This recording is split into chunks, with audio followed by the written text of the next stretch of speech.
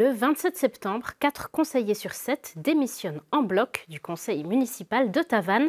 Ils et elles ne diront pas ouvertement pourquoi et se murent derrière le secret de fonction. Mais des rumeurs circulent dans la commune. Leur démission serait liée à l'engagement en poste fixe du nouveau secrétaire municipal. La commune doit décider si elle l'engage définitivement après sa période d'essai. Une majorité du conseil s'y oppose, ce sont les futurs démissionnaires. Mais leur vote majoritaire n'est pas respecté.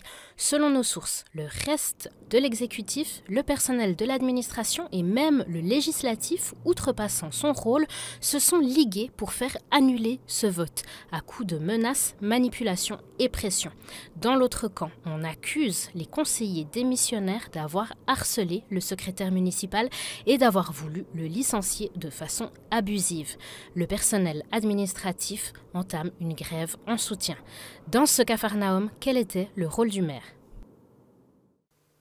Et nous sommes avec le maire de Tavannes, Fabien Worp, pour en discuter. Merci d'être avec nous. Bonjour. Donc Fabien Worp, fin septembre, l'exécutif tavannois a voté. Il a décidé en majorité de ne pas engager le secrétaire municipal, Alexis Bourgeois, au terme de son temps d'essai.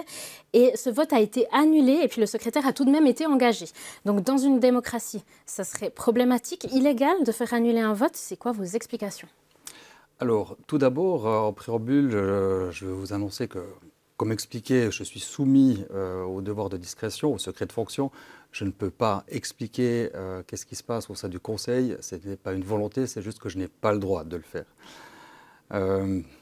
Voilà, donc sur cette affaire, je ne peux ni affirmer quoi que ce soit.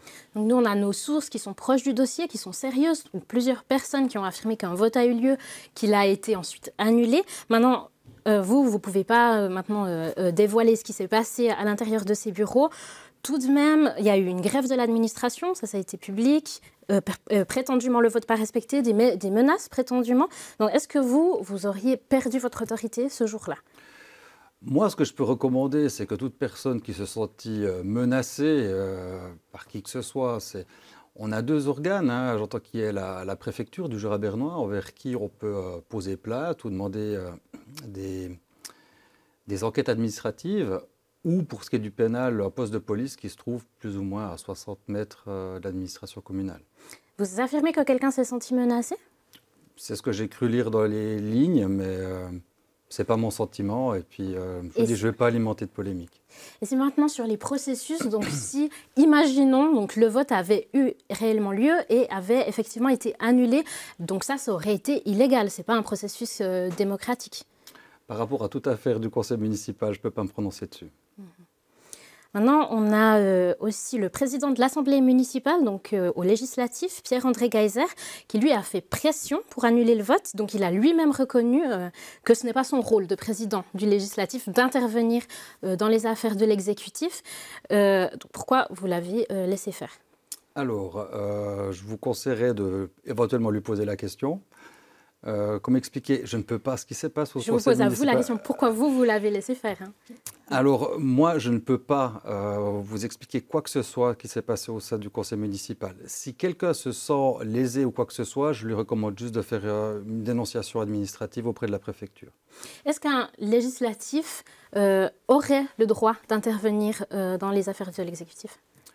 Alors, s'il aurait le droit d'intervenir, ça dépend pour quel sujet, en tant que peut-être pour du renseignement, simplement en vue typiquement d'une assemblée municipale.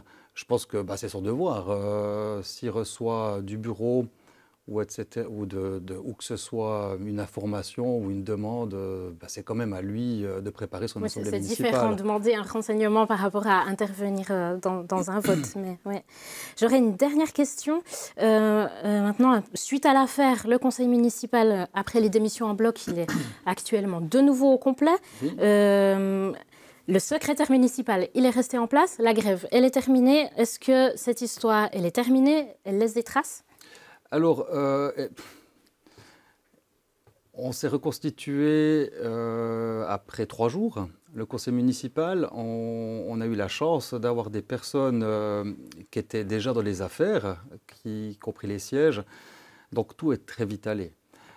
Tavannes est une commune qui se porte bien, malgré ce qu'on a pu lire dans les journaux. ça ne serait pas le cas, ça se saurait. On a plein de projets, il y a plein de choses qui sont en route, il y a plein de choses qui vont en avant. Et puis, les nouveaux ont vite pris les affaires en main, à bras-le-corps. Et oui, ça va de l'avant, ça va bien de l'avant.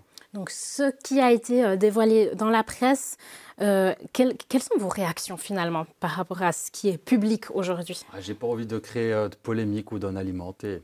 C'est juste que ce qu'on a pu lire, comme vous le savez, dès le début, il y a comme énormément de choses qui n'ont jamais eu lieu.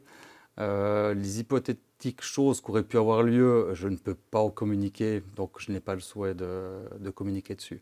Par contre, ce que je souhaite à préciser, c'est qu'on a la chance d'avoir une bonne administration, des super employés administratifs qui font du super job, et puis je tiens à les remercier vivement pour ça. Ça n'a pas été évident pour eux. Fabien Worf, je vous remercie pour cette interview. Merci à vous.